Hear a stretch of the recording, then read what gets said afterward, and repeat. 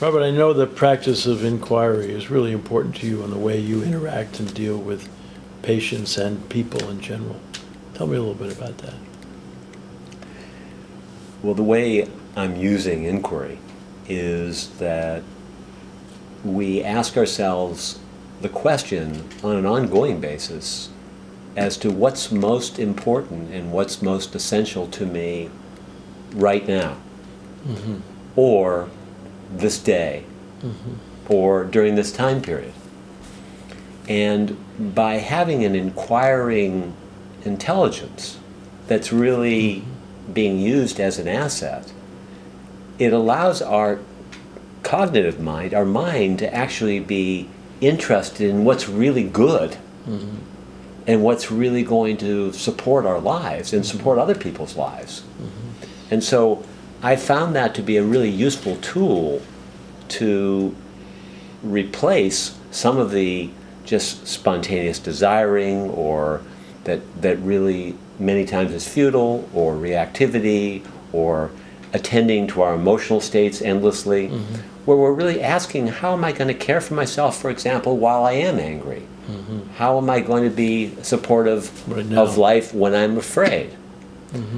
And so that practice is really very dear and central to the work that I do with clients.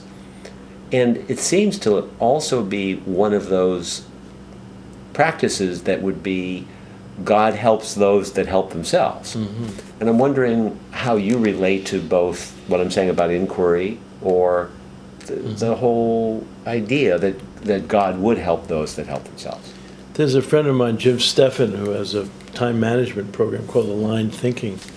And the most central concept is what he calls MIM, which is most important now. And the question he always says, ask, as you're in the middle of something. Here, I've come up here to LA to be with you, is I am really going to get the most out of this moment if I decided this is the most important now. And he's helped me with my pleaser thing by saying, Ken, if you say yes and you're all of a sudden doing it, are you going to be able to separate yourself from all these other demands and all and get into the moment? Because it's in the moment that happiness is. And is this your MIM?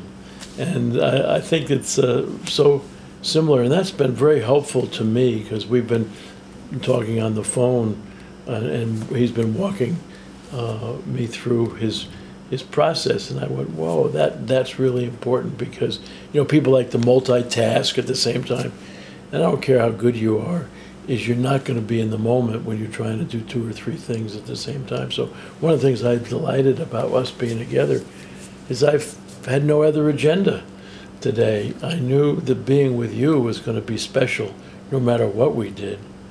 And therefore, how it unfolded, I didn't really care, but I wasn't concerned. I said to Marge, I'll be home, because we're going somewhere tomorrow. But I'm really in my MIM. And I think that sounds like what your inquiry is trying to get people into their MIM. Yes, I think it is too.